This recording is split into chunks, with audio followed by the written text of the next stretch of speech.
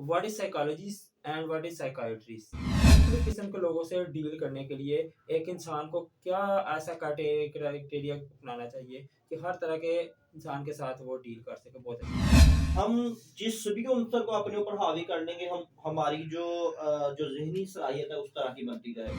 कि बंदे को सिर्फ किताबी कीड़ा नहीं बनना चाहिए, बंदे को एक्टिविटी परफॉर्म करनी चाहिए और इससे मेंटली भी, और मेरे ख्याल में ये आप बेहतर समझ सकते हैं, मेंटली भी और फिजिकली भी चेंज क्या कितना साइकोलॉजिकली कितना ज़रूरी है कि अगर हम इन्वायरमेंट को चेंज करें कि हमने पाकिस्तान को क्या दिया है। तक हमारे जो यंगस्टर्स हैं या जो टीनेजर्स हैं आजकल के, वो ये शिकवा करते हुए हमें पाए जाते हैं कि जी हमारे पास टाइम नहीं है। अब गुजरांवाले में जब आप शरिया अकेडमी गए तो आपके टीचर्स भी डेफिनेटली वहाँ होंगे, जिनमें सबसे बड़ा नाम जाहिदुर राशिदी साहब हैं, जो कि आलमी सतह के ऊपर एक नामवर इस्लाम के ऊपर उनका बहुत अबूर और बहुत खिदमत इस्लाम की उनके नाम है। ये कैसा एक्सपीरियंस था? दीन हमें जो है ना वो कभी भी बाउंड नहीं करता कि ओके, ओके। आपने एक वो रख लेनी है, दाढ़ी रख लेनी है और आपने वो बड़ी-बड़ी शलवार कमीज पहननी है, ऐसा नहीं। मैं कहता हूँ कि जितना हमारे लिए साँस लेना ज़रूरी है, उतना हमारे लिए ट्रैवल करना भी ज़रूरी है। लेकिन ये क्या साइकोलॉजी है कि लोग टफ लाइफ को ज़्यादा प्रेफर करते हैं, तो फिर आपने पूरी आईटी इंडस्ट्री को फ़र्क कर दिया। अस्सलाम वालेकुम, you are watching podcast with Hamza Farooqui.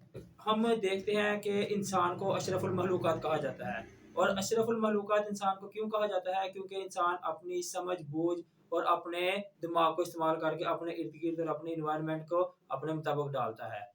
अब आप देखते हैं कि इन सारी चीज़ों को स्टडी करने के लिए कोई ऐसी चीज़ या कोई ऐसा प्रोफ़ेशनल बंदा होना चाहिए कि जो हमें इन चीज़ों के ऊपर गाइड कर सके। आज के हमारे गेस्ट जो हमारे साथ मौजूद हैं, वो सोशल एक्टिविस्ट भी हैं, इसके अलावा वो होस्ट भी हैं और इसके अलावा सबसे बड़ी बात वो एक साइकोलॉजिस्ट भी हैं। तो इस पूरी पॉडकास्ट के अंदर हम कोशिश करेंगे कि उनसे उनकी पर्सनल ज़िंदगी के बारे में कुछ चीज़ें पूछी जाएँ। इसके अलावा साइकोलॉजी के रिलेटेड उनसे कुछ पूछें और हम उनसे कुछ ये गाइडलाइन लेंगे कि हम आने वाली ज़िंदगी के अंदर हम उनके मशवरों पे अमल करके कैसे अपनी ज़िंदगियों को बेहतर बना सकते हैं। तो जी, मैं वेलकम करता हूँ हमारे साथ बहुत ही हमारे अच्छे भाई दोस्त लाहौर से तशरीफ़ लाए हैं जनाब डॉक्टर शुएब फ़ारूकी साहब। डॉक्टर साहब कैसे हैं आप? जी, वालेकुम अस्सलाम। मैं अल्लाह का शुक्र, सब बेहतरीन, सब ज़बरदस्त। डॉक्टर साहब बहुत खुशी हुई आप यहाँ तशरीफ़ लाए। हम आपका शुक्रिया अदा करते हैं और हम आपको वेलकम करते हैं अपने पॉडकास्ट में। जी सर, बहुत शुक्रिया आपका। जी, तो डॉक्टर साहब हम टाइम बिल्कुल ज़ाया नहीं करते, हम समझते हैं कि आपका टाइम बहुत ही इम्पोर्टेंट टाइम है। हुँ, हुँ। तो हम मुझे पहले आप कुछ अपने बारे में बताएँ, अपना तारुफ़ करवाएँ, अपना कुछ फैमिली बैकग्राउंड बताएँ ताकि ऑडियंस जानना चाहते हैं कि आप किस फैमिली से ताल्लुक़ रखते हैं और आपका बैकग्राउंड क्या है काइंडली? जी, अस्सलाम वालेकुम। मेरा नाम मोहम्मद शुएब फ़ारूकी है। मैं एक साइकोलॉजिस्ट हूँ। इसके अलावा मैं सियालकोट से ताल्लुक़ रखता हूँ जी, जी। और सियालकोट से फ़ारूकी फ़ैमिली से मेरा ताल्लुक़ है। तो ये एक छोटा-सा मेरा एक बैकग्राउंड है। मेरी जो फ़ैमिली है, फ़ैमिली बैकग्राउंड है वो आलिम ये कि मौलवी माशाल्लाह, फ़ैमिली माशाल्लाह। से मैं बिलॉन्ग करता हूँ। माशाल्लाह पढ़ी-लिखी फ़ैमिली से ताल्लुक़ है मेरा। और इसके अलावा जो बाकी जो है वो ये है कि मैं अभी लाहौर में अपनी जो सरगर्मियाँ सरअंजाम दे रहा हूँ। अच्छा डॉक्टर साहब, अभी आपने जैसा ज़िक्र किया है कि आप बेसिकली बैकग्राउंड आपकी सियालकोट से है, अभी लाहौर शिफ्ट हुए हैं। हुँ, हुँ। आपकी इस बात को सुन के मुझे अल्लामा इकबाल याद आ गए हुँ, कि हुँ। अल्लामा इकबाल भी सियालकोट की एक छोटी-सी गली से उठे थे और पूरी दुनिया पर छा गए। ठीक है? इसके अलावा हम सियालकोट की बहुत ज़्यादा ऐसी शख्सियत को देखते हैं कि जिन्होंने पूरी दुनिया में बहुत नाम किया और हम उम्मीद करते हैं कि हमें आने वाले सालों में सियालकोट की धरती से पूरी दुनिया में राज करने वाला एक और नाम डॉक्टर शफ़ फ़ारूकी की सूरत में मिलेगा।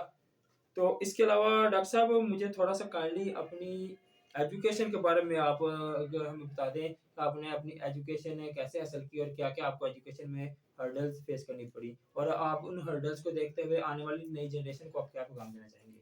अच्छा, सबसे पहली बात तो आपकी जो मैं बात वो करूँ कि जो डॉक्टर इलामा इकबाल के बारे में जो आपने बात की, तो मैं तो उनकी करीब-तरीन भी नहीं हूँ। जी, जी। ये तो एज़ लेकिन ए ये है कि एग्ज़ाम्पल के तौर पे नक्शे कि कदम बहुत पे अच्छी चलने ऐसी की शख्सियत सियालकोट से हमें देखने को मिलती हैं। अच्छा, मेरा जो एजुकेशनल बैकग्राउंड की आपने बात की, तो एजुकेशनल बैकग्राउंड का ये है कि मैंने जो सबसे पहले जैसे मैंने आपको बताया कि आलिम जी, उलमा जी। की फैमिली से ताल्लुक है, तो मैंने हिफ़्ज़ कुरान किया।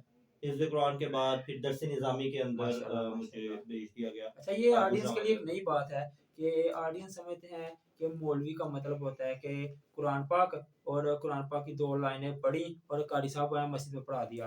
और नहीं या ऐसा फिर हम बिल्कुल नहीं समझते है। हैं कि एक जो दुनियादार बंदा है उसका दीन से तल्लुक नहीं, नहीं, लेकिन ऐसा ये बहुत ऐसा अच्छी बात बिल्कुल है नहीं है, ऐसा माशाल्लाह। बिल्कुल नहीं है।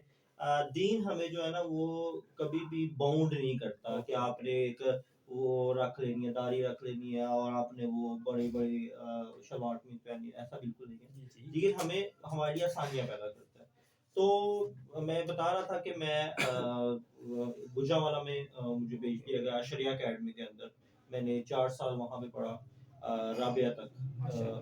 तो वो जी, उसको जी, इस पे हम कंसीडर किया आएँगे बाद जाता में है। शरिया अकेडमी के रिलेटेड भी।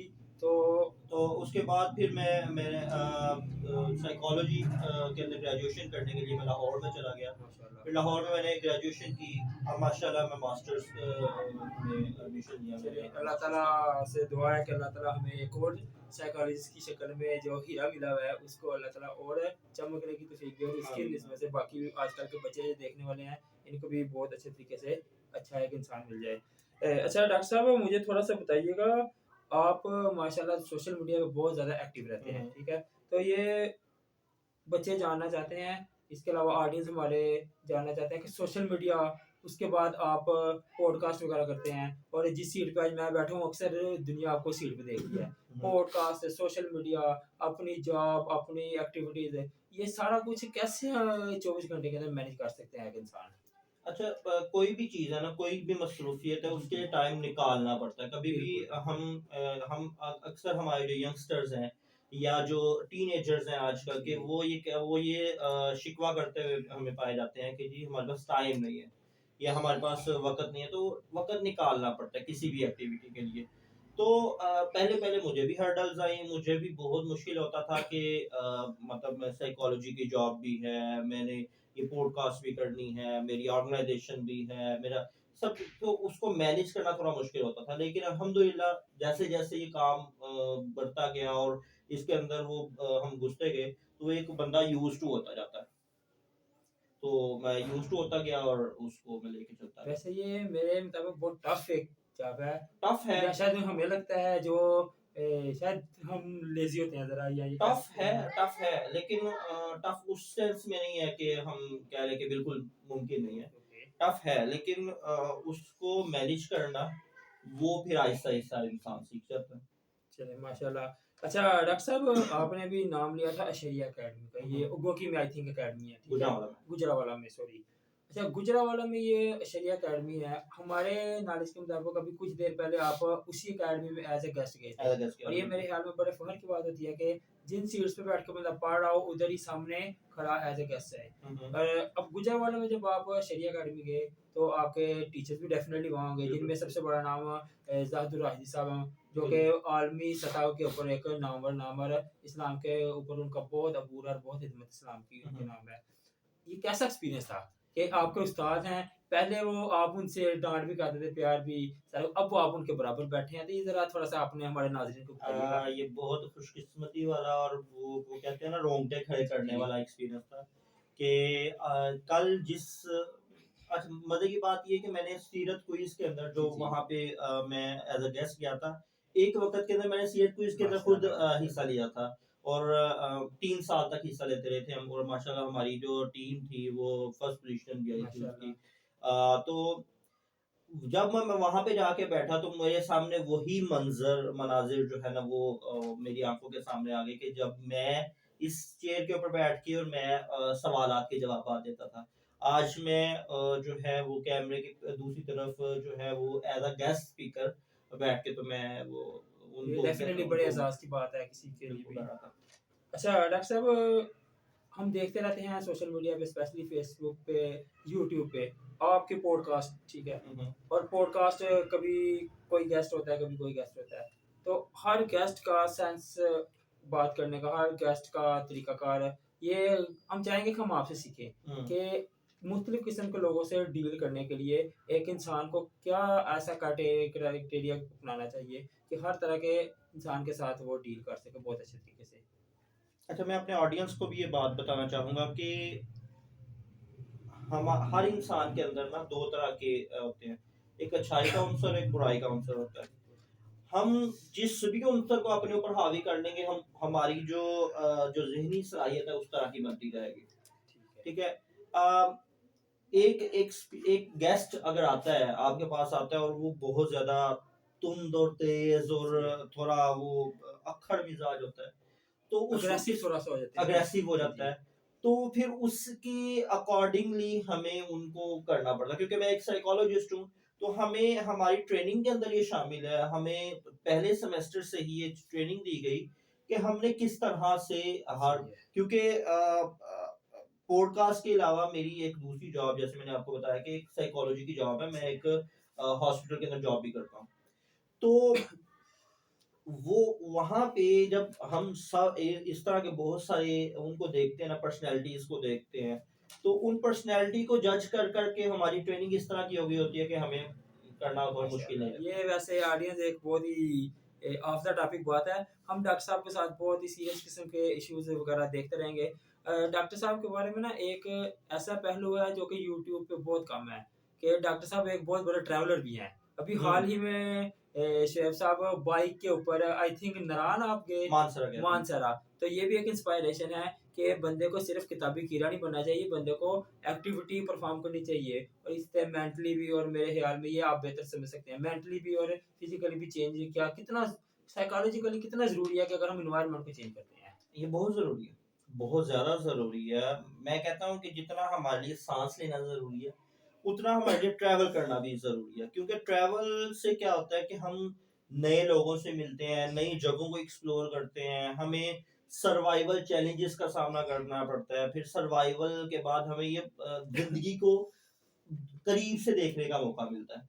जब हम सर्वाइव कर रहे होते हैं, हम मुश्किलात में सर्वाइव कर रहे होते हैं, तो फिर हमें ये देखने का मौका मिलता है कि हम अपनी जो ज़िंदगी के जो मसाइल हैं, जो इमोशनल चैलेंजेस हैं, उनके अंदर किस तरह हम लोग उसको टैकल कर सकेंगे।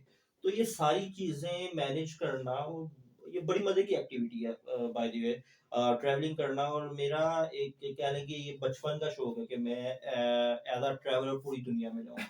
और ये इंशाल्लाह मैंने शुरुआत की है एक बाइक के ऊपर मानसरे का, लाहौर से मानसरे का जो सफ़र था, थोड़ा मुश्किल था, मुश्किल हुई, एक लेकिन एडवेंचर एक बहुत। एडवेंचर था, मज़ा आया। जब मज़ा आया उसके बाद ये है कि मुझे अब अच्छा, उसमें नए कभी किसी मोड़ पे आपको ऐसा लगा पूरे सफर के अंदर कि आप समझते हो कि अब मैं थोड़ा सा ऑफ द ट्रैक हो गया हूँ, या थोड़ा डर लगा हो, या होते हैं इस तरह की एक्टिविटीज? हुआ था, ठीक है, इस एक तरह दफ़ा हुआ हमें था। काइंडली आप हमारे ऑडियंस के साथ शेयर कीजिएगा। एक दफ़ा हुआ था, मैं एबटाबाद से थोड़ा-सा पीछे था, तो जंगल था, हम पहाड़ी से नीचे आ रहे थे, मैं और मेरा एक दोस्त था। हम लोग ट्रैवल कर रहे थे, 1 टू 5 सीसी हम गाड़ी थी, तो बाइक थी सॉरी। तो हम पहाड़ी से नीचे आ रहे और शाम का वक़्त था, कोई उस वक़्त ना बंदा ना बंदे की ज़ात, आगे-पीछे ओके कुछ भी ओके। नहीं, और लिटरली हमारा टायर फ्लैट हो गया, टायर ओह पंक्चर हो आई गया। सी। और उससे क्या हुआ कि उस वक़्त डर लगा कि अगर ये टायर पंक्चर हो गया और हवा जिस से निकल रही थी, अगर ये टायर खराब हो गया, तो फिर मुश्किल हो जाएगी, क्योंकि वो डेफिनेटली जंगल कोई था। क्राइम सीन का भी खदशा हो क्राइम सकता है, सीन का खतरा कोई था, जंगली जानवर का जंगली खतरा जानवरों है, का खतरा बिल्कुल। था। फिर उससे उससे उससे बड़ी बात कि हमें जहाँ पे पहुँचना था, वो तकरीबन 1 डेढ़ घंटे का आगे सफ़र था, तो वो बहुत फ़ोन पे फ़ोन आ रहे थे। फिर दूसरी बात, हमारे मोबाइल नेटवर्क बिल्कुल ख़त्म हो गया था उस वक़्त, क्योंकि जंगल के अंदर मोबाइल नेटवर्क नहीं था आ रहा। तो ये बहुत एक एडवेंचर सीन है, लेकिन अल्लाह का शुक्र है कि 1 डेढ़ किलोमीटर के बाद जब हम चलते रहे, 1 डेढ़ डेढ़ किलोमीटर के बाद हमें एक टायर शॉप मिली, तो वहाँ से हमने टायर तो हम चेंज उम्मीद करवा ली। करेंगे कि हमें कोई जल्दी एक ट्रैवल व्लॉग भी आपकी तरफ से इंशाल्लाह मिलेगा। मैं को मेरा वो है इरादा है नेक्स्ट ईयर से इंशाल्लाह जनवरी 2026 से एक प्रॉपर जो है ट्रैवल व्लॉगिंग का मेरा इरादा है इंशाल्लाह। तो इंशाल्लाह फिर पहले व्लॉग के अंदर हम स्पॉन्सर करेंगे आपको। ठीक है, इंशाल्लाह और इंशाल्लाह उम्मीद करेंगे कि हमारा सफर बहुत मुझे अच्छा बहुत गुजरेगा। खुशी होगी। अच्छा डॉक्टर साहब, थोड़े से क्वेश्चन थे, अगर आप इजाज़त दें। जी, जी, बिल्कुल। ठीक है, आपकी जैसे आपने फैमिली में बताया कि हमारी फैमिली माशाल्लाह पढ़ी लिखी है। हुँ, ठीक है, आपकी फैमिली में माशाल्लाह इंजीनियर्स भी हैं। हुँ, ठीक है, आपकी फैमिली में डॉक्टर्स भी हैं। आपकी फैमिली में आईटी के अंदर भी बहुत लोग हैं। तो हमने रिसर्च के अंदर हमने देखा कि आपके ना फैमिली के अंदर कुछ ग्रुप्स बने हुए हैं। हुँ, ग्रुप से मुराद के आपके 4-5 कज़िन्स हैं, जो हुँ, कि हर बंदा अपनी-अपनी फ़ील्ड में बहुत अच्छे तरीके से ठीक मैनेज है, कर रहा है। बिल्कुल सही। लेकिन इसमें एक जो इंटरेस्टिंग चीज़ ऑडियंस, कि ये 5 लोग, और 5 लोगों में से कोई एक भी नहीं है जो कि रेलेवेंट फ़ील्ड में हो। हुँ, तो ये क्या अच्छा एक्सपीरियंस है या बुरा एक्सपीरियंस है? कि मतलब जब भी आप 5 लोग इकट्ठे बैठते हैं, हम्म। तो आप लोग अपनी-अपनी फ़ील्ड की बातें शेयर करते हैं, तो बिल्कुल ऐसे ही क्या एक-दूसरे को कितना फ़ायदा इससे हो सकता है? या जो 5 लोग हैं, उनको कितना फ़ायदा इस चीज़ से हो सकता है? अ, बहुत अच्छा फ़ायदा होता है, बहुत फ़ायदा होता है इससे इससे अच्छा मज़े की बात बताऊँ मेरा एक मैं हूँ साइकोलॉजिस्ट हूँ, मेरा एक जो कज़न है वो आलिम है, माशाल्लाह। आलिम दीन है, मेरा एक कज़न है वो आईटी की फ़ील्ड से ताल्लुक है, एक कज़न है वो इंजीनियर है, अच्छा। फिर उस तरह एक कज़न है वो उसका इंडस्ट्री की फ़ील्ड से ताल्लुक है। हुँ, तो वो जब अलग-अलग एक्सपीरियंसेस सामने आते हैं तो वो सुन के बड़ा मज़ा आता है। सही है। क्या अच्छा मैं अक्सर कहा करता हूँ कि एक ही फ़ील्ड का जो बंदा होगा ना, एक ही फ़ील्ड का आपका रेलेवेंट बंदा होगा ना, वो आपको बोर कर देगा। अच्छा, ये वो वैसे आपको बोर इंटरेस्टिंग कर बात देता है। है कि मैं तो समझता था कि 2 एक फ़ील्ड के बंदे बैठे हों, तो वो आपस में बड़ा ज़्यादा नहीं इंटरैक्ट करेंगे। वो क्या होता है कि जब आप अपने ऊपर भी वही चीज़ें आपकी सही है। फ़ील हो रही होती हैं, आगे वाला बंदा भी आपको वही चीज़ें सुनाना शुरू कर दे, तो वो आप बोर हो जाएँगे। ये एक ह्यूमन वैसे साइकी कह ऑडियंस लें। ये एक बहुत ही इंटरेस्टिंग फैक्ट डॉक्टर साहब ने आज बताया है, तो हम कोशिश करेंगे कि हम जो मेरे कलीग्स हैं, मैं आइंदा इन कलीग से जान छुड़ाऊँगा और नए दोस्त बनाऊँगा और डॉक्टर साहब से गुज़ारिश करूँगा कि हम रोज़ मिला करें। मुझे पता है बड़ा इम्पोर्टेंट टाइम है डॉक्टर साहब का, लेकिन हम कोशिश करेंगे डॉक्टर साहब से अगर आपसे हमें टाइम दे मैं ये सकें। अक्सर कहा करता हूँ कि ट्रैवल भी इसलिए करना ज़रूरी है। अगर ट्रैवल के अंदर भी आप देखें ना कि आप मुख्तलिफ लोगों से मिलते हैं, नए-नए लोगों से मिलते हैं। आप एक कमरे में बंद हो जाएँ, 2-3 लोगों के साथ एक कमरे में बंद हो जाएँ, हद 1 हफ्ता, 2 हफ्ते आप बोर होना शुरू हो जाएँगे। अच्छा, अगर मैं इन ठीक दोनों है? बातों को मिक्स करूँ ना, तो एक एक्सपीरियंस मेरे साथ हुआ, वो मैं जानना चाहूँगा हुँ, कि हुँ। साइकोलॉजिकली मैं ज़रा डिस्टर्ब भी रहा उससे। हुँ, हुँ। तो वो आप मुझे गाइड करिएगा कि अगर 2 बंदे इकट्ठे ट्रैवल कर रहे हों, बेशक वो अलग फ़ील्ड के हों या एक हुँ। जैसे 5-6 घंटे, वो बेहतर रहेगा साइकोलॉजिकली या सोलो ट्रैवलिंग बेहतर रहेगी? मेरे ख्याल में सोलो ट्रैवलिंग बेहतर है। अच्छा, अच्छा। सोलो ट्रैवलिंग के अंदर ये होता है कि आप अपनी मर्ज़ी के मालिक होते हैं। आप जहाँ चाहे रुकें, जहाँ चाहे जो मर्ज़ी करें, जो जैसा आपने एक्सपीरियंस करना है आप कर सकते हैं। लेकिन जब आप किसी के साथ ट्रैवल कर रहे होते हैं ना, चाहे वो ग्रुप की शक्ल में हो, चाहे 2 दोस्त हों या जैसे भी हो ना, तो उसमें क्या होता है कि आप बाउंड हो जाते हैं नेक्स्ट पर्सन के ना बाउंड हो जाते हैं कि वो जैसा चाहेगा फिर आपको वैसा करना पड़ेगा और वो फिर साथ लेके चलना पड़ता है आपको। माशाल्लाह। अच्छा, मैं अब अपने ऑडियंस के सामने गुज़ारिश करना चाहूँगा, कुछ साइकोलॉजी के रिलेटेड अगर आपकी इजाज़त हो, साइकोलॉजी के रिलेटेड कुछ क्वेश्चन्स थे, हमारे हुँ। ऑडियंस की तरफ से हमें कमेंट बॉक्स में आए हुए थे कि डॉक्टर साहब से ज़रूर पूछिएगा। जी, डॉक्टर साहब साइकोलॉजी एक हमारे माशरे के अंदर एक मिथ पाई जाती है हुँ, हुँ। कि साइकोलॉजिस्ट और साइकियाट्रिस्ट ये मिक्स अप चीज़ें हैं। हुँ। हम बहुत ज़्यादा जगहों पे सुनते भी हैं, पढ़ते भी हैं, लेकिन अभी तक तसल्ली बख्श जवाब कोई मिल नहीं सका। आप काइंडली थोड़ा-सा ब्रीफली हमें बताइए what is psychologist and what is psychiatrist? ठीक है, ये ये काइंडली बहुत बता अच्छा दीजिएगा। क्वेश्चन है और बहुत इम्पोर्टेंट क्वेश्चन है जी। आपका।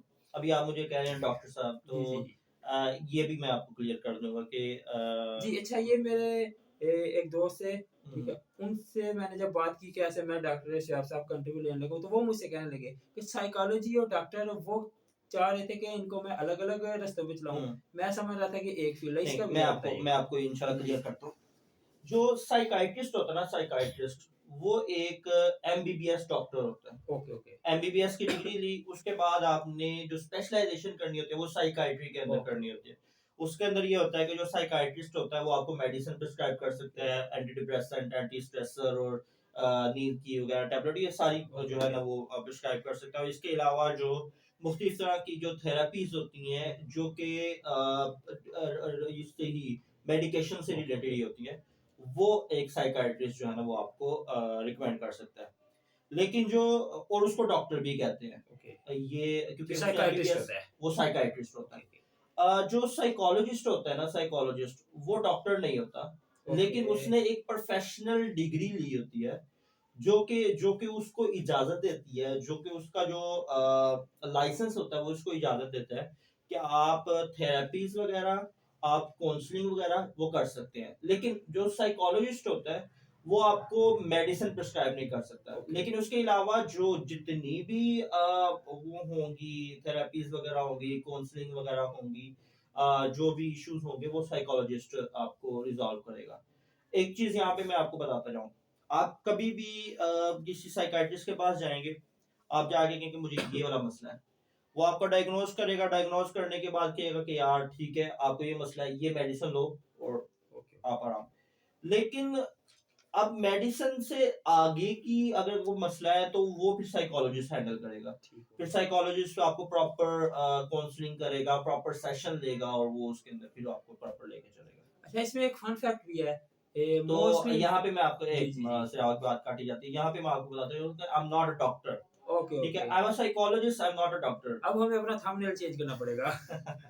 इसमें एक फन फैक्ट ये भी है कि अक्सर जो साइकोलॉजिस्ट या साइकाइट्रिस्ट स्पेशली साइकोलॉजिस्ट जो होते हैं उनको लोग कहते हैं ये तो खुद पागल है, हाँ। ये ऐसे है। वो किस तरह हैंडल करना चाहिए? क्या उस पर अग्रेशन दिखानी चाहिए या क्या उसको टैकल करना चाहिए या किस तरह टैकल करना चाहिए, वो जरा हमें बताइएगा। और जो ये स्पेशल आपसे मैं इसलिए पूछ रहा हूँ कि हमारे सुनने वाले बहुत से ऐसे स्टूडेंट्स हैं जो कि साइकोलॉजी के स्टूडेंट्स हैं या जो इंटर एफएससी मेडिकल के बाद साइकोलॉजी की फील्ड में आना चाहते हैं, लेकिन उनके रिश्तेदार उनको या कोई रिलेटिव्स या कोई इन्वायरमेंट वाले लोग नहीं आने देना चाहते, उसका जरा उनको मोटिवेट करिएगा। अच्छा, इसको समझने से पहले ना हमें थोड़ा सा हिस्ट्री में जाना पड़ेगा। ओके ग्रीक जब दौर था, ग्रीक वक्त था, या जो पर्शियन जी इनके जो ग्रीक वक्त था, तो उस वक्त एक मिथ पाई जाती थी कि जो जिसको भी कोई साइकोलॉजिकल इश्यूज हैं या कोई इस तरह के इश्यूज होते हैं तो वो को हवाई चीजों के असरात से होते हैं। आजकल भी मिथ पाई जाती जी, है हमारे आजकल भी इस्लामी कोई काली माशरों के बिल्ली अंदर। गुजर गई तो कहेंगे जी आफत आने वाली है, कोई कौवा बैठ गया कहेंगे मेहमान आने वाले हैं। तो ये सारी चीजें जो है ये कहा जाता था कि ये ना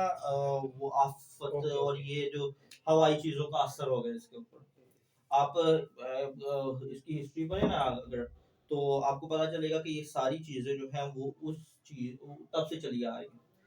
साइकोलॉजी को एज अ प्रोफेशनल डिग्री ये 90s के दौर के अंदर माना गया और उसको जो है वो एज अ साइंस जो है वो 90s में माना गया, जब विलियम वुड ने जो था वो अपना वो एक तजुर्बा पेश किया था। फिर एवन पावलोव और जो दूसरे साइकोलॉजिस्ट थे सिगमंड फ्राइड वगैरह, उन्होंने अपने साइंटिफिकल जो वो थे इश्यूज थे वो पेश किए, जो उनके थीसिस वगैरह थे वो पेश किए, तो फिर जाके इसको साइंस एक माना गया। आजकल के दौर के अंदर जो है वो ये समझा जाता है कि यार जो इलाज ये बड़ा समझा जाता है कि जो साइकोलॉजिस्ट होता है वो पागलों का डॉक्टर है। ये बड़ी ये मैं जब साइकोलॉजी का स्टूडेंट था मुझे भी कहा जाता था कि ना करें तो पागल हो जाएगा।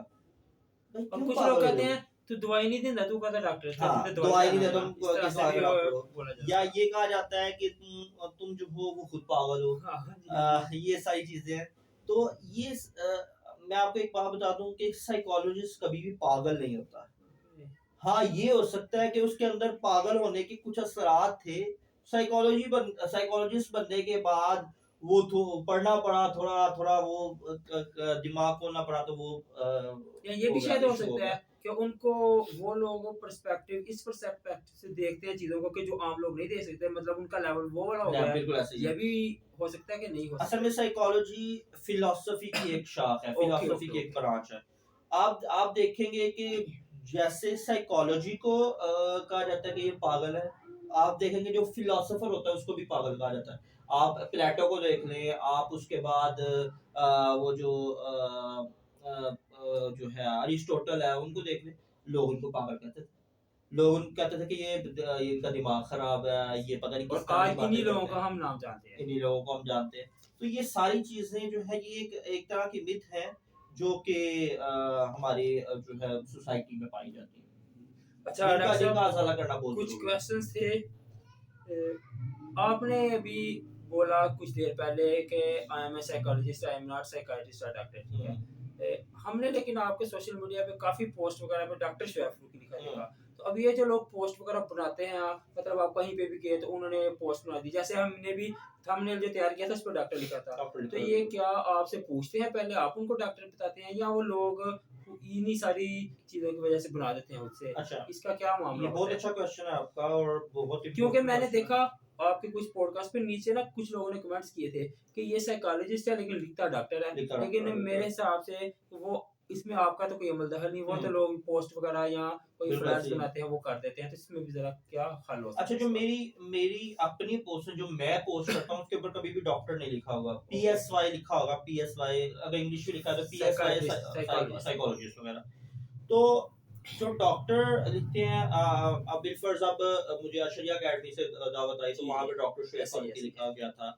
फिर उसके अलावा एक और अलहमरा में आपने मेरा अलहमरा ख्वाब में आई, मेरा कमेंट किया वो जी, वहाँ जी। पे डॉक्टर लिखा जी, गया। जी। तो ये सारी वो फिर वो जो लोग हैं जो नहीं हाँ समझते या जी। जो इस बारे में नहीं जानते वो डॉक्टर लिख देते हैं। तो बाज़ औक़ात मैं उनको जी, मैं जी। कहता भी हूँ कि यार मैं डॉक्टर नहीं हूँ, डेफ़िनेटली मैं जो फेस सामने है लोग तो उसी को अच्छे कमेंट्स भी करेंगे, बुरे कमेंट्स भी बिल्कुल सही। करेंगे, ठीक है। और ये बड़ी अच्छी बात है कि मैं अपने मीडिया के दोस्तों को स्पेशली कहना चाहूँगा कि ये काइंडली थोड़ा-सा ज़ुल्म ना किया करें हुँ, हुँ। साइकोलॉजी वाले भाइयों की। अच्छा इसमें ना एक आपने इवेंट में आप गए थे, वहाँ पे एक्टर है हमारे पाकिस्तान के वो लेजेंडरी एक्टर राशिद महमूद साहब, जी, ठीक जी। है। आपने उनके साथ सीट शेयर की, उसके बाद आपने सर कैसर साहब बहुत बड़ा नाम है साइकोलॉजी की दुनिया के हुँ, अंदर, हुँ। उनके साथ आपने सीट शेयर की। पढ़ी-लिखी जहालत के नाम से था, ठीक है। हुँ। वो कैसा एक्सपीरियंस आपका रहा? वो भी हमारी ऑडियंस को काइंडली ज़रा बताइएगा। अच्छा जो ये 2 जी, अलग जी। एक्सपीरियंस थे। जो पढ़ी-लिखी जो हालत थी उसमें राशिद महमूद साहब आए थे, लेजेंडरी एक्टर हैं हमारे और अल्लाह ताला उनको हमेशा शादाबाद रखे। बहुत बहुत अच्छा एक्सपीरियंस था। मेरा फर्स्ट टाइम किसी पब्लिक स्पीकिंग का एक्सपीरियंस तो फर्स्ट टाइम था। लाहौर के अंदर जो थे वो हमारे एक बहुत अच्छे दोस्त हैं, मीडिया के ही दोस्त हैं, नुमान भाई हैं हमारे बहुत अच्छे दोस्त हैं। नुमान अ, इजाज़ की बात तो नहीं कर रहे आप? नहीं, नहीं नुमान अच्छा, इजाज़ नहीं अच्छा। है। जी, जी। ये नुमान भाई हैं, ये लाहौर के हैं और उन्होंने मुझे बुलाया था। तो वो उसके उस जो तकरीब का उन्वान था, पढ़ी-लिखी जहालत। ये कि जो हमारी सोसाइटी के अंदर जो लोग बड़े पढ़े-लिखे हैं, लेकिन वो फिर भी जो एक्ट करते हैं, वो जाहिलों वाला करते हैं। तो उस सेंस में उन्होंने मुझे बुलाया था, तो वहाँ पे राशिद महमूद अच्छा मुझे साहब ज़रा थोड़ा काइंडली आपको काट रहा हूँ। ये हुँ, आपने अभी वर्ड यूज़ किए हैं कि पढ़े-लिखे हैं लेकिन जाहिलों वाले लफ़्ज़ यूज़ हाँ, करते हैं। हाँ। मैं आपसे ज़रा थोड़ा पूछना चाहूँगा क्या ऐसे अल्फ़ाज़ किसी और के लिए बोलना मुनासिब होंगे कि वो पढ़ा-लिखा भी है लेकिन वो जाहिलों वाले अच्छा, अल्फ़ाज़ यूज़ जाहिलों करता वाले है? अल्फ़ाज़ मैंने बात नहीं की, मैंने जी, जाहिलों जी। वाले एक्ट की बात की है। ओके, जाहिलों वाले एक्ट का मतलब ये है कि हम देखते हैं, हम सोसाइटी के अंदर देखते हैं कि एक पढ़ा-लिखा इंसान है, लेकिन जा रहा होगा कचरा फेंक ओके, देगा, ओके, किस सेंस में? जा रहा होगा किसी जो अपने से छोटे तबका उसके ऊपर ज़ुल्म करना शुरू कर देगा, तो इस सेंस में ये तकरीब थी।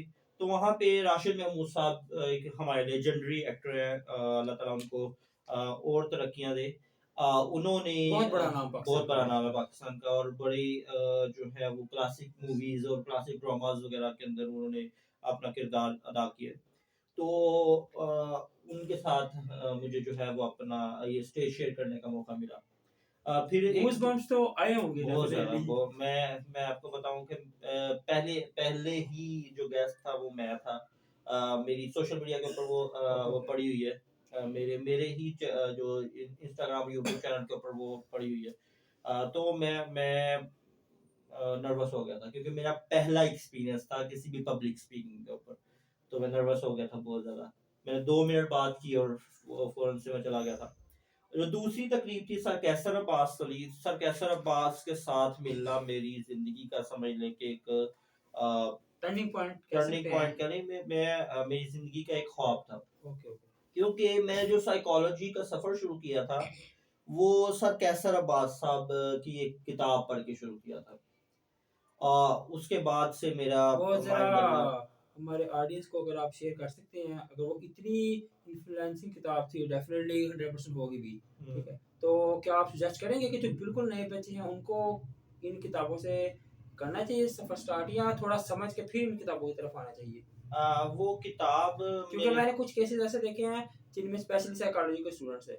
वो कुछ ऐसी बुक्स पढ़ लेते हैं, जो थोड़ी उनसे ऊपर होती हैं, लेकिन उसके बाद वो नेगेटिवली काम चला जाता है।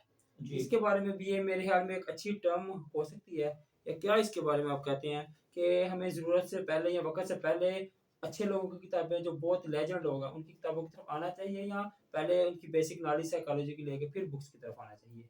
अच्छा मैं यहाँ पे एक बात बताता चलूँ कि हमें किताबें पढ़नी चाहिए। ओके। किताबों से हम ना सिर्फ़ अपनी ज़िंदगी जीते हैं, बल्कि किताब पढ़ने से हम दूसरे लोगों की भी ज़िंदगी जी रहे होते हैं। किताब पढ़ने का जो एक एक्सपीरियंस होता है ना, वो सेम लाइक ट्रैवलिंग होता है। ओके, क्या ओके। वो क्या होता है कि हम अपने जो उस अनकॉन्शियस के अंदर उस राइटर से बात कर रहे होते हैं, वो राइटर ओके, हमसे ओके। बात कर रहा होता है। आप कोई भी किताब पढ़ें, तो वो राइटर हमें बता रहा होता है कि ये ऐसे ही, ऐसे चीज़ें ही। ऐसे हैं।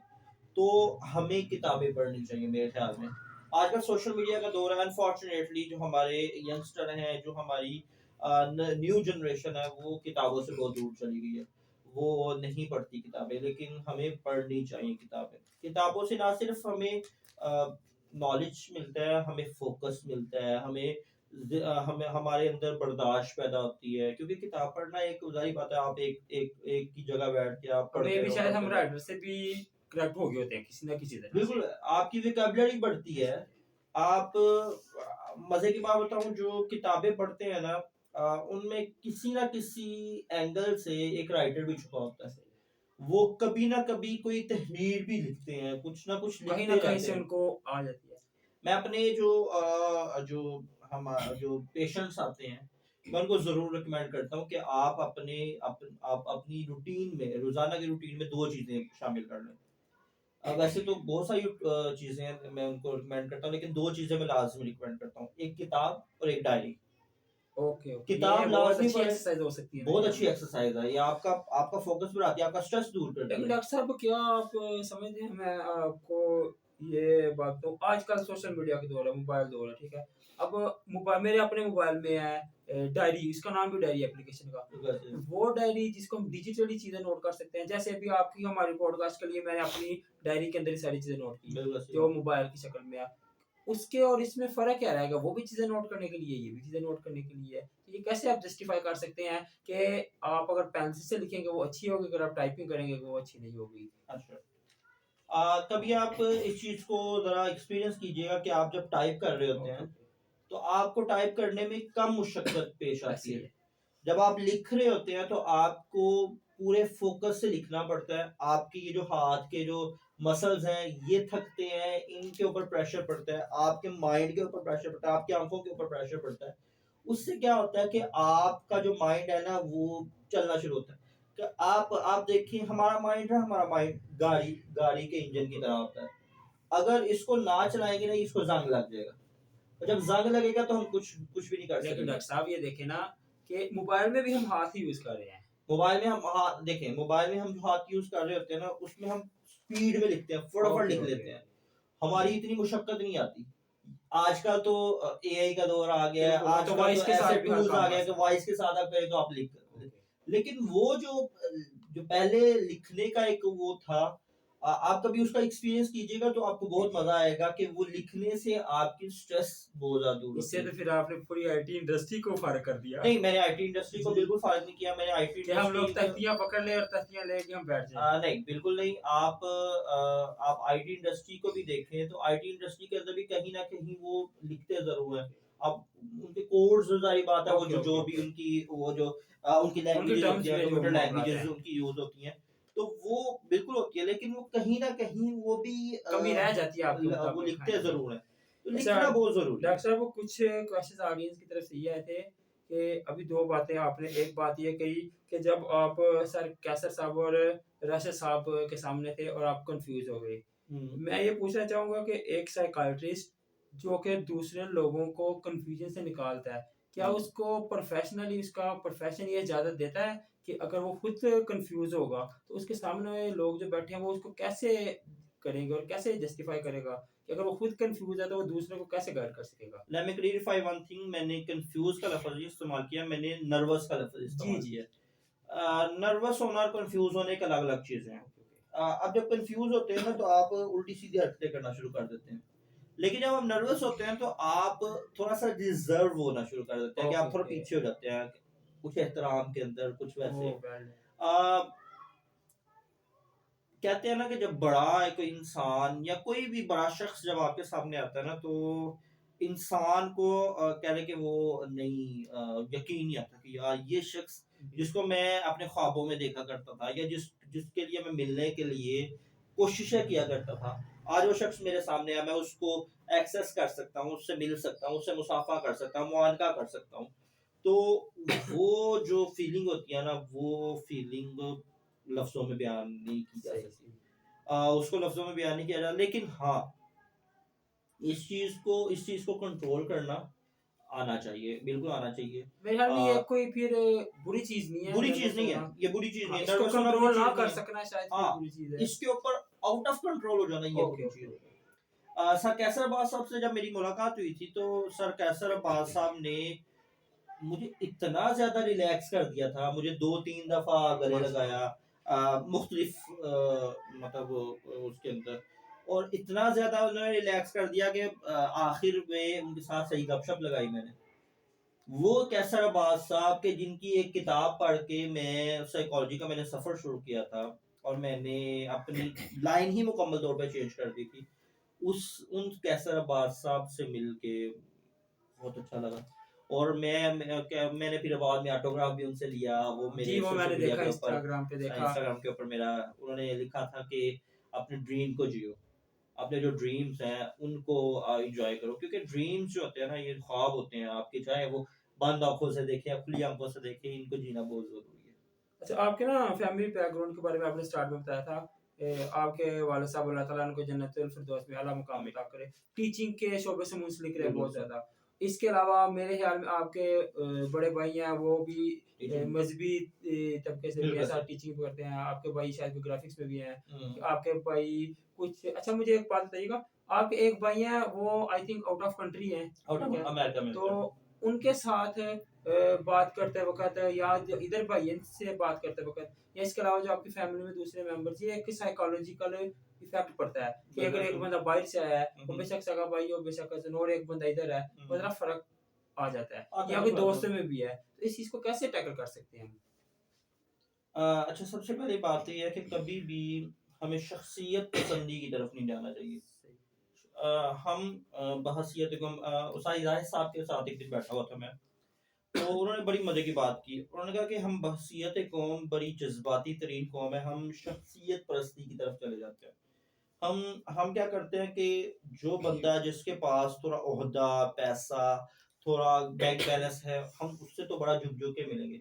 लेकिन जो बंदा जिसके पास बैंक बैलेंस ठीक है, लेकिन वो उसका जो लाइफस्टाइल है वो उस तरह का नहीं है, तो हम उसे यार चल ठीक है, ओके हो गया। ऐसा नहीं करना चाहिए, ऐसा बिल्कुल नहीं होना चाहिए। ये हमारे जैसे एग्जांपल मैंने मतलब आपके भाइयों की दी के करीब है। मैं ओवरऑल जनरल ये ऐसे बात कर जनरल रहा एक हूँ। बात हाँ है, जी। बिल्कुल ऐसे ये हमारे सोसाइटी के अंदर ये देखा जाता है। कुछ इसके अंदर हमारी गलती भी है, हमारे जो एक जो सोसाइटी के नॉर्म्स भी इस तरह के बन चुके हैं।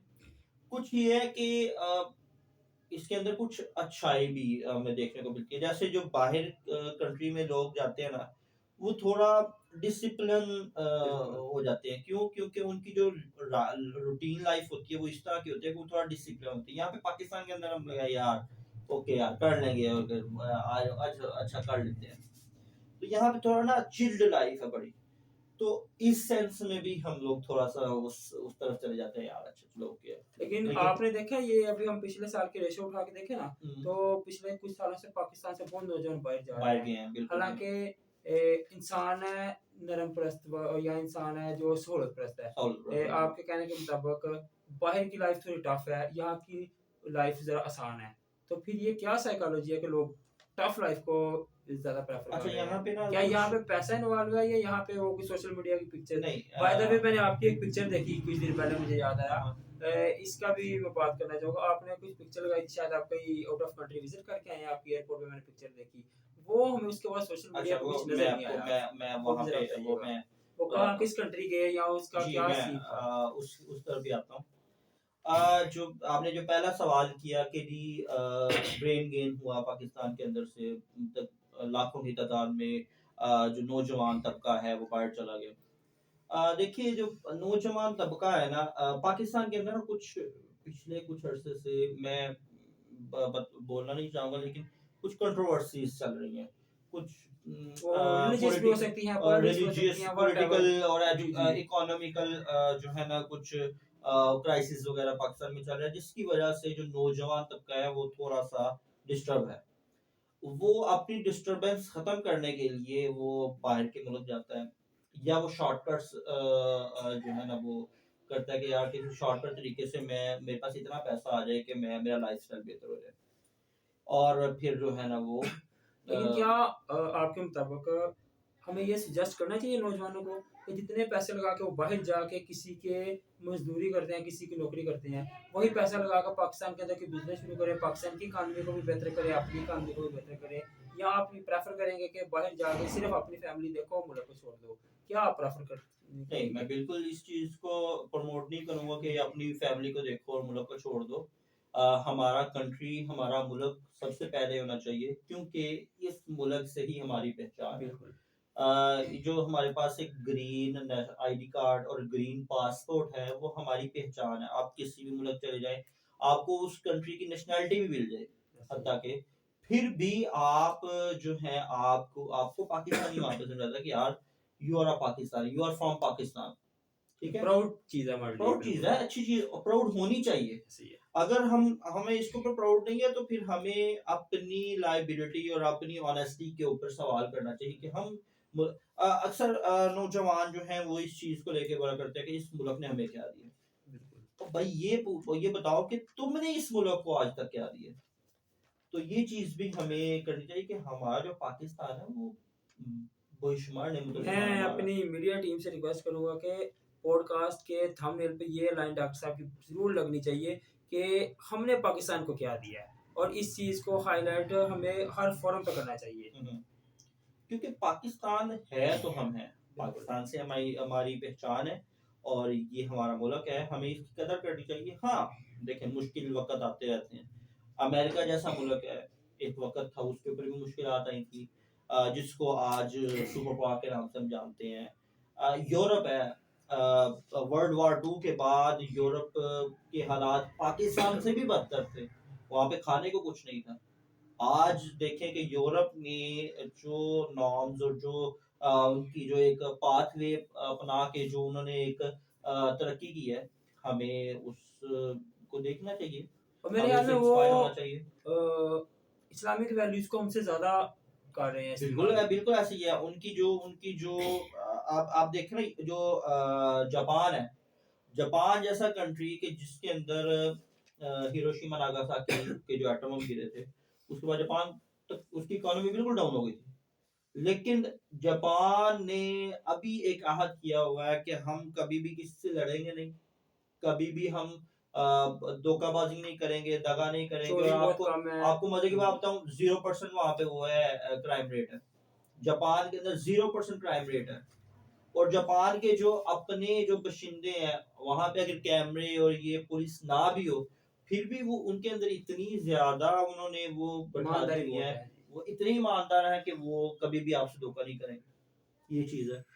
तो ये सब चीजें हमें अपनानी पड़ेंगी, क्योंकि हम हमारे मुल्क के नाम के अंदर इस्लामी जमहूरिया पाकिस्तान, इस्लामी जमहूरिया पाकिस्तान का मतलब ये है कि हमें इस्लाम जो कहता है, जो इस्लाम ने हमें नॉर्म्स और जो इस्लाम ने हमें वैल्यूज दी हैं, उनको अपनाना पड़ेगा हमें। आप मैं ये नहीं कह रहा हूँ, मैं बिल्कुल ये नहीं कह रहा हूँ कि हम टोपियां पहन लें, पगड़ियां पहन लें, शलवार कमीजें पहन लें और तस्वीरें पकड़ जी लें और बिल्कुल, सर सैयद अहमद खान ने बिल्कुल भी ऐसे हमें ही, यही दर्स दिया बिल्कुल कि ऐसे ही, आप दुनिया के साथ मुकाबला करेंगे तो फिर ही आप कहीं बिल्कुल ऐसे तरक्की ही कर है। सकते हैं। आप मॉडर्न रह के करना चाहते हैं आप करें, लेकिन अपनी जो जमीन है, अपना जो कल्चर है, उसको मत छोड़ें। मैं डॉक्टर साहब आपको बहुत शुक्रिया अदा करता हूँ। लास्ट में मैं आपसे रिक्वेस्ट करूँगा कि आप कुछ अल्फाज में हमारी आने वाली यूथ को आप पैगाम दें, ताकि हम फिर उस पैगाम के साथ आपसे इजाज़त चाहें। काइंडली। अच्छा, सर सबसे पहली बात ये है कि अपने आप को पहचाने। जो यूथ है, और मैं उनसे बात करूँगा कि अपने आप को पहचाने, आप किसी से कम नहीं है। मेरे पास बहुत सारे ऐसे पेशेंट्स आते हैं, बहुत सारे जो यंगस्टर्स होते हैं, और क्या है कि उनका क्या मसला है, उनका जो इश्यूज हैं वो बहुत बड़े छोटे छोटे इश्यूज हैं कि जी हमें लव के अंदर ब्रेकअप्स हो गए या इस तरह की इश्यूज हैं। खुदारा अपने आप को पहचाने, अपनी अपनी जो कदर है वो करें। और जो दूसरी बात ये है कि आप दुनिया से मुकाबला करें, और दुनिया से मुकाबला करने के लिए अपने आप को, अपने अंदर को पहचानना बहुत ज़रूरी है, अपने आप के साथ वक़्त बिताना बहुत ज़रूरी है। सोशल मीडिया इस्तेमाल करें, ज़रूर करें। आप सब कुछ इस्तेमाल करें, सारी चीज़ें आप करें, लेकिन कुछ 24 घंटे में से कुछ वक़्त अपने साथ भी बिताएँ। अपनी फ़िज़िकल एक्टिविटीज़ के अंदर गुज़ारें। इंशाल्लाह सब बेहतर हो जाएगा। बहुत शुक्रिया। बहुत से क्वेश्चन ऐसे हैं जो कि मेरे नोट डाउन थे, लेकिन मैं वो कर नहीं सका। वक्त की कमी की वजह से हम नहीं अच्छा, चाहेंगे डॉक्टर साहब को नेक्स्ट हम वो डॉक्टर साहब से रिक्वेस्ट करेंगे कि बहुत लंबी चौड़ी हम आपसे डिस्कशन करना चाहते हैं। और ये 1 घंटे की डिस्कशन में मुझे उम्मीद है कि बहुत लोगों के लिए बहुत से सवालात के जवाब उनको मिल चुके होंगे। तो हम आप लोगों से इस दुआ के साथ इजाज़त चाहेंगे कि पाकिस्तान के अंदर जो इस तरह के चेहरे हैं, हमें दिन ब दिन इनमें इज़ाफ़ा मिले और इनकी वजह से मुल्क और कौम का नाम रोशन हो। अस्सलाम वालेकुम।